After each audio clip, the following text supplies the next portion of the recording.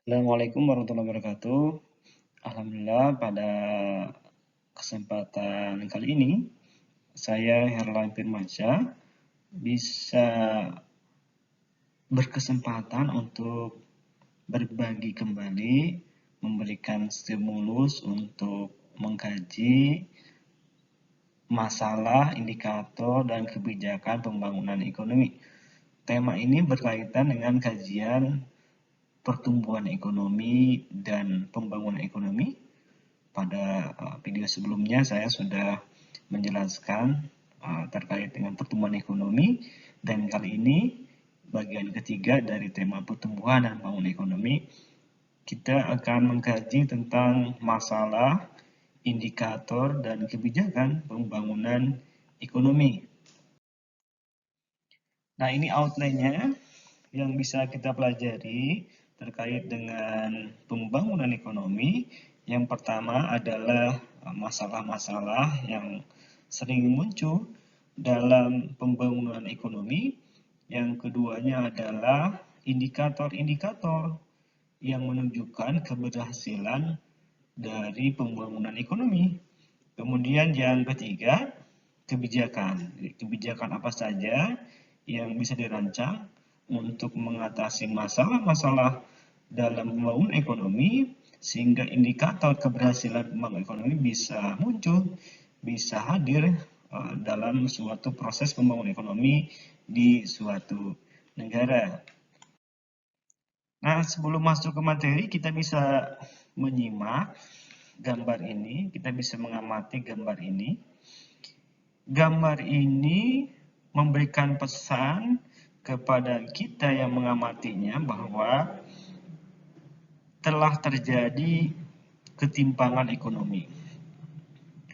Telah terjadi kesenjangan ekonomi. Satu sisi pembangunan di suatu kawasan itu progresif, dibangun hotel-hotel, dibangun apartemen puluhan ratusan tingkat, kemudian di sisi lain yang tidak jauh dari itu terdapat sebuah lingkungan pemukiman penduduk yang kumuh, dihuni oleh keluarga yang banyak, padat, dengan tingkat ekonomi dan tingkat pendidikan mungkin sangat jauh jika dibandingkan dengan mereka yang tinggal di apartemen atau di hotel bertingkat itu. Nah, ini adalah bagian dari atau salah satu dari masalah pembangunan ekonomi yang terjadi di negara berkembang yang kita kenal dengan kesenjangan. Berikutnya adalah, nah ini gambar yang kedua.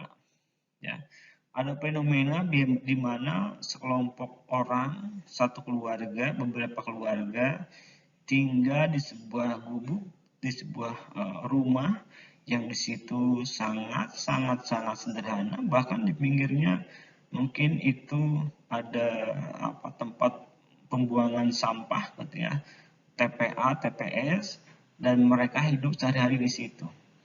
Ekonominya begitu tertinggal, pendidikannya tentu juga, kemudian kesehatannya juga tidak terjamin. Nah, ini seringkali muncul di negara-negara berkembang, termasuk Indonesia sebagai negara berkembang. Dan kita kenal ini atau kita sebut sebagai masalah kemiskinan ya. Jadi selain sebelumnya adalah kesenjangan, yang keduanya adalah kemiskinan. Dua hal itu seringkali menjadi masalah utama yang sering dialami oleh negara-negara berkembang pada khususnya dan semua negara pada umumnya.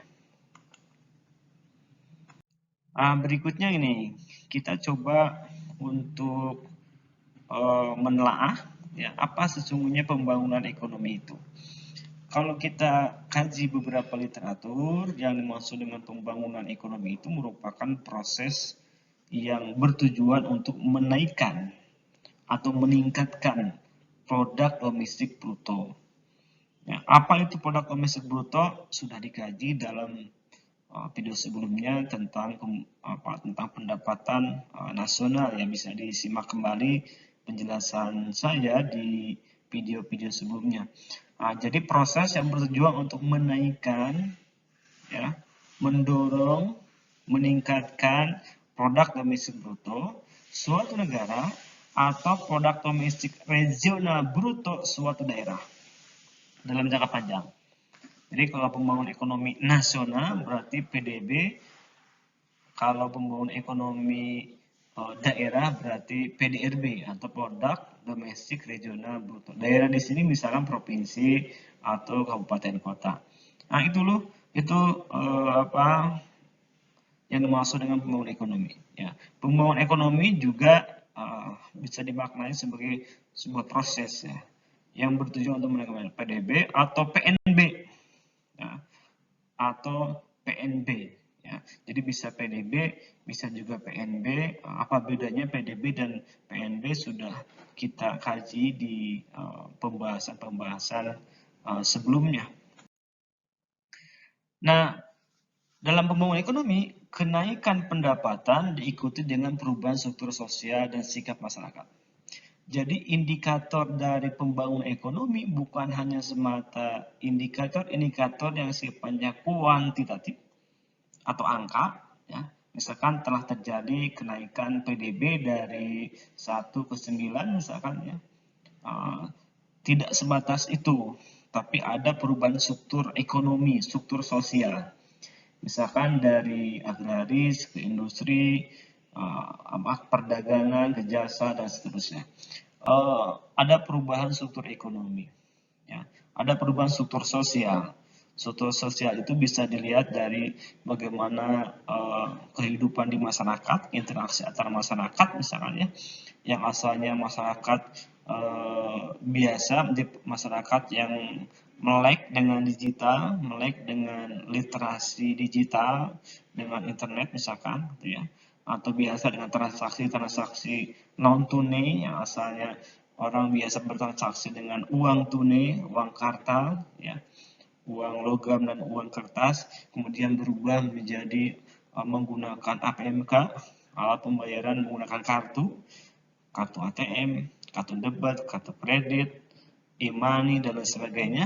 Itu perubahan struktur ekonomi, perubahan struktur sosial, dan juga sikap masyarakat yang semakin matang. Sikap masyarakat yang semakin dewasa. Sikap ini dibentuk oleh pembangunan pendidikan diantaranya. Ya. Jadi pembangunan ekonomi itu tentu harus sejalan dengan pembangunan di bidang yang lainnya, contohnya bidang pendidikan. Ya, karena bidang pendidikan akan mampu merubah pengetahuan, keterampilan, dan sikap masyarakat. Nah, ketika terjadi perubahan struktur sosial, struktur ekonomi, kemudian juga sikap mental masyarakat, maka itu yang dimaksud dengan pembangunan. Nah, maka itu disebut dengan pembangunan ekonomi. Nah, tujuan pembangunan ekonomi diantaranya adalah ini, ya. Jadi tujuannya itu diantaranya adalah ini: mengurangi ketimbangan distribusi pendapatan. Ya, di mana telah terjadi misalkan ketimpangan, yang kaya semakin kaya, yang miskin itu semakin berat beban hidupnya. Bagaimana agar tidak terjadi ketimpangan? Maka harus ada redistribusi pendapatan. Yang kaya ditarik pajak yang besar dengan pajak progresif misalkan, kemudian uangnya digunakan untuk mensubsidi aktivitas ekonomi masyarakat kecil. Itu contoh redistribusi pendapatan, menarik pajak kemudian mengeluarkan subsidi atau mengeluarkan uang dana-dana untuk jaminan sosial, bantuan-bantuan kepada masyarakat yang dananya itu diperoleh dari menghimpun pajak progresif dari orang-orang kaya. Nah, itu contoh bagaimana pembangunan ekonomi itu bisa mengurangi ketimpangan distribusi pendapatan. Kemudian juga tujuan pembangunan ekonomi itu melahirkan pertumbuhan ekonomi. Nah, salah satu indikator dari keberhasilan pembangunan ekonomi tentu adanya kenaikan PDB, adanya kenaikan PDRB kalau daerah. Kenaikan PDB ini menjadi indikator telah terjadinya pertumbuhan. Karena pertumbuhan ekonomi itu dihitung berdasarkan persentase kenaikan dari PDB dari satu periode ke periode berikutnya, atau dibandingkan antara periode sekarang dengan periode sebelumnya. Bisa bulanan, tribulanan, semesteran, maupun tahunan, kita bisa menghitung pertumbuhan ekonomi. Di kajian sebelumnya kita sudah membahas bagaimana menghitung pertumbuhan ekonomi. Kemudian dan pemerataan, jadi pertumbuhan ekonomi, ya, kemudian juga pemerataan. Nah ini kenapa terjadi ketimbangan? Di antaranya karena pembangunan ekonomi yang tidak berorientasi kepada pemerataan. Biasa seperti itu. Jadi supaya tidak terjadi ketimbangan, maka tujuan pembangunan ekonomi itu diantaranya harus berorientasi pada pemerataan. Jadi tidak hanya di pemerintah pusat, tidak hanya Jakarta, misalkan di Indonesia kasusnya, tapi juga di daerah dibangun. Tidak hanya Jawa, tapi juga luar Jawa. Terjadi pemerataan. Mengurangi kemiskinan. Nah, kemiskinan sebagai bagian dari masalah pembangunan. Tujuan pembangunan diantaranya tentu mengurangi angka kemiskinan. Mengurangi pengangguran. Ya, kenapa orang miskin tidak punya pendapatan? Kenapa tidak punya pendapatan? Tidak punya pekerjaan, ya, atau tidak punya kesempatan berusaha, atau nganggur itu. Maka bagaimana agar terjadi orang punya pekerjaan, orang punya kesempatan berusaha dan bekerja? Maka harus ada pembangunan ekonomi. Ya, dan lain sebagainya itu bisa dikaji lebih lanjut sebagai poin-poin dari tujuan pembangunan ekonomi. Nah, berikutnya dalam konteks Indonesia, perencanaan pembangunan di Indonesia itu dibagi menjadi 3. Jadi yang namanya pembangunan harus direncanakan kan ya. Nah, skema perencanaan pembangunan di Indonesia itu ada rencana pembangunan yang sifatnya tahunan, annual, tahunan. Di situ ada rencana kerja pemerintah namanya, dokumennya. Kalau bicara dokumen rencana kerja pemerintah, RKP untuk pusat. Kalau untuk daerah namanya RKPD, rencana kerja pembangunan daerah, itu tahunan. Yang mengiringi APBD kalau daerah, yang mengiringi APBN tahunan itu ada RKP, rencana kerjanya, dirumuskan, ya, dirumuskan oleh Bapeda kalau di daerah. Apa yang tahunan itu kalau di nasional tentu ada Bapenas. Ya. Kemudian ada yang 5 tahunan, ya, ada yang 5 tahunan. Kalau di daerah namanya RPJMD, kalau di pusat namanya RPJM, rencana pembangunan jangka menengah. Kalau di pusat dirumuskan oleh Bapenas, kalau daerah disebut oleh Bapeda, daerah provinsi ada Bapeda provinsi, daerah kabupaten kota ada Bapeda kabupaten kota, dan ada yang sifatnya jangka panjang, namanya RPJP. Kalau daerah namanya RPJPD, rencana pembangunan jangka panjang daerah. Kalau nasional, rencana pembangunan jangka panjang, 25 tahun. Badan yang merumuskan rencana-rencana itu secara nasional namanya Bapenas. Di provinsi ada Bapeda, provinsi, di kabupaten kota ada Bapeda kabupaten kota. Badan Perencanaan Pembangunan Nasional atau Badan Perencanaan Pembangunan Daerah. Itu dari sisi kelembagaan dan periode perencanaan pembangunan yang berlaku di Indonesia. Masuk ke masalah pembangunan ekonomi. Nah, jadi setidaknya ada 4 masalah pembangunan ekonomi yang sering terjadi di negara-negara berkembang pada khususnya. Yang pertama adalah kemiskinan. Yang kedua adalah pengangguran. Yang ketiga adalah keterbelakangan. Dan yang keempat adalah ketimpangan distribusi pendapatan. Kita akan urai satu persatu. Pertama, kemiskinan. Setidaknya terdapat 2 ukuran dalam kemiskinan. Jadi kita bisa membedakan kemiskinan itu menjadi 2. Yang pertama adalah kemiskinan yang sifatnya absolut. Ya. Kemiskinan yang sifatnya absolut. Ya. Yang pertama, kemiskinan absolut itu adalah kemiskinan yang dihubungkan dengan kemampuan seseorang untuk mencukupi kebutuhan minuman yang membuatnya dapat hidup layak. Jika pendapatan seorang tidak dapat mencapai kebutuhan minimum itu, maka orang tersebut dikatakan miskin. Tingkat pendapatan minimum ini disebut garis kemiskinan atau poverty line. Nah, jadi kemiskinan absolut itu seperti itu. Kemiskinan yang dialami oleh seseorang, ya, karena dia tidak mampu memenuhi kebutuhan minimumnya, sehingga dia tidak bisa hidup layak. Yang kedua ada yang disebut dengan kebutuhan kemiskinan relatif. Jadi kemiskinan relatif itu adalah kemiskinan yang terjadi ketika suatu kondisi dialami oleh seseorang yang orang itu mungkin bisa memenuhi kebutuhan hidupnya hanya jika dibandingkan dengan orang lain yang hidup di sekitarnya, dia memiliki posisi yang jauh lebih rendah dari sisi kemampuan pemenuhan kebutuhannya. Nah, itu disebut dengan kemiskinan yang sifatnya relatif. Yang berikutnya, pengangguran. Ya, nanti ada video khusus, saya juga membuat kajian tentang pengangguran. Pada kesempatan ini kita kenalkan bahwa apa sih pengangguran itu? Intinya pengangguran itu adalah angkatan kerja yang belum atau sedang mencari pekerjaan, yang belum bekerja atau sedang mencari pekerjaan. Nah, itu pengangguran. Belum bekerja atau dia sedang mencari pekerjaan, atau dalam sementara waktu dia sedang tidak bekerja. Secara umum kita bisa mengelompokkan itu menjadi dua. Yang pertama ada yang disebut dengan pengangguran volunteer. Jadi pengangguran volunteer ini adalah pengangguran yang sukarela.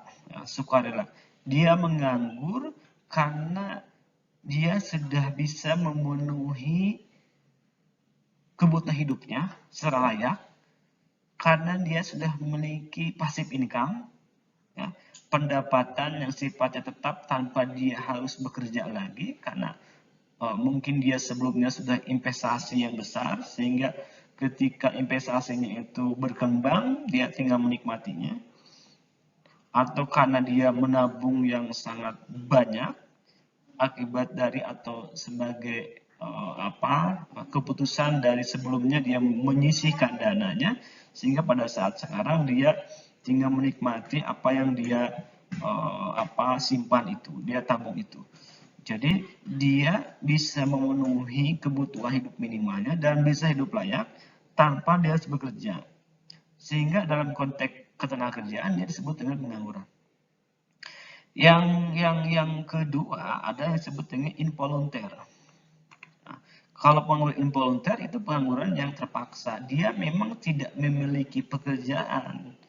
Dia memang tidak memiliki pendapatan.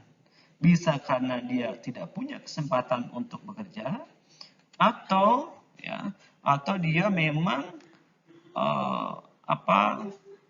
sudah mencari tapi tidak mendapatkannya.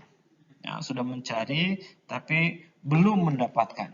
Itu disebut dengan involunteer. Jadi pengangguran yang sifatnya terpaksa menganggur karena dia belum mendapatkan kesempatan untuk bekerja. Nah, itu pengangguran. Kemudian yang ketiga, masalah yang dialami dalam negara berkembang atau terkait dengan pembangunan ekonomi adalah keterbelakangan. Jadi keterbelakangan itu adalah kelambatan dari perkembangan, ketinggalan dalam kemajuan. Kemiskinan yang tinggi dapat menjadi pemicu terjadinya keterbelakangan di suatu negara. Jadi orang miskin, dia tidak mampu mengakses pendidikan, dia tidak mampu mengakses sarana ekonomi, infrastruktur, sehingga terjadi keterbelakangan. Kemiskinan yang tinggi dapat menjadi pemicu terjadinya keterbelakangan di suatu negara. Jadi orang miskin kemudian dia tidak mampu untuk mengakses berbagai infrastruktur, berbagai fasilitas, akhirnya terjadi keterbelakangan. Keterbatasan sumber daya ekonomi, sumber daya modal, iptek juga menjadi pemicu terjadinya keterbelakangan di negara-negara berkembang. Itu masalah yang ketiga. Kemudian masalah lainnya adalah kesenjangan distribusi pendapatan.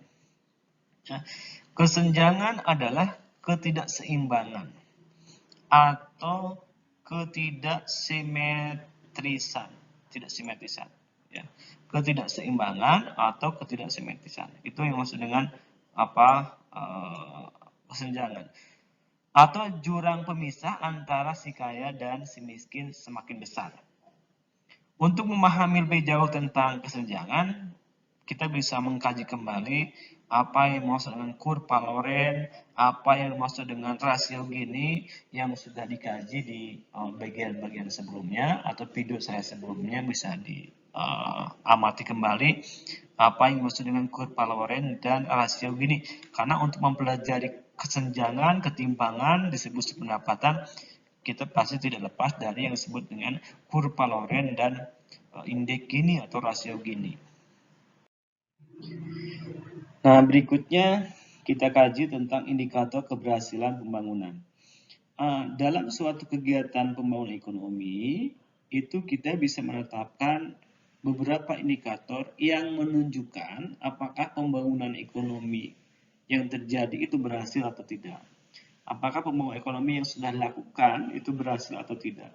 Setidaknya ada 3 indikator yang kita bisa jadikan sebagai sandaran, ukuran apakah pembangunan ekonomi itu berhasil atau tidak. Yang pertama adalah pendapatan per kapita. Ya. Apa itu pendapatan per kapita? Yaitu pendapatan rata-rata penduduk suatu negara. Ya, atau suatu daerah kalau itu pendapatan per kapita daerah, kabupaten kota, provinsi misalnya itu ya. Dari mana kita bisa mengetahui pendapatan per kapita? Kita bisa menghitung dari pendapatan nasional, bisa PDB, bisa PNB, dibagi dengan jumlah penduduk. Kalau daerah berarti PDRB dibagi dengan penduduk daerah itu.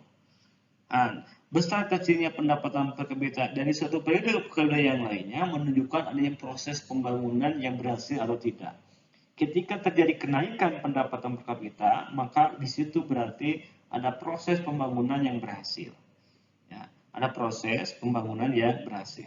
Yang pertama itu, ya, jadi pendapatan per kapita sebagai salah satu indikator keberhasilan membangun ekonomi. Yang kedua, indikatornya adalah produktivitas per kapita. Produktivitas per kapita. Yang ketiga adalah ini pembangunan manusia. Nah, pendapatan per kapita ini sudah tadi saya jelaskan, ya. Di pendapatan rata-rata penduduk suatu negara selama periode tertentu, kita bisa melihat bahwa Bank Dunia atau misalkan World Bank ya atau PBB dan lembaga internasional yang lainnya mengelompokkan apakah suatu negara itu maju atau berkembang, ya, atau kelompok atas, kelompok menengah, kelompok bawah, itu berdasarkan besaran pendapatan per kapita. Kalau di Asia Tenggara disebut Singapura adalah negara yang paling maju, dari mana kesimpulan itu diperoleh? Adalah dari besarnya pendapatan per kapita Singapura jika dibandingkan dengan negara-negara di Asia Tenggara. Nah, makanya yang namanya pendapatan per kapita ini menjadi ukuran. Jadi keberhasilan pembangunan ekonomi satu negara. Semakin besar pendapatan per kapitanya, maka berarti semakin besar pula ya, kesejahteraan masyarakat negara tersebut. Di ukuran kesejahteraannya diukur dengan pendapatan per kapita. Yang kedua, produktivitas per kapita. Jadi produktivitas per kapita itu adalah hasil produksi yang dihasilkan, ya, atas usaha dalam setiap jam kerja per tenaga kerja. Sekali lagi, yang dimaksud dengan produktivitas per kapita itu adalah hasil produksi yang dihasilkan. Hasil produksi itu bisa barang, bisa jasa, ya, yang dihasilkan atas usaha dalam setiap jam kerja per tenaga kerja. Kita bisa menghitung berapa tenaga kerja yang terlibat dalam suatu proses produksi, kemudian berapa barang dan jasa yang dihasilkan oleh proses produksi itu, kita bisa menghitung dirata-ratakan, maka akan lahir misalkan setiap jam kerjanya berapa produksi yang dihasilkan dari setiap tenaga kerja yang terlibat dalam proses produksi itu.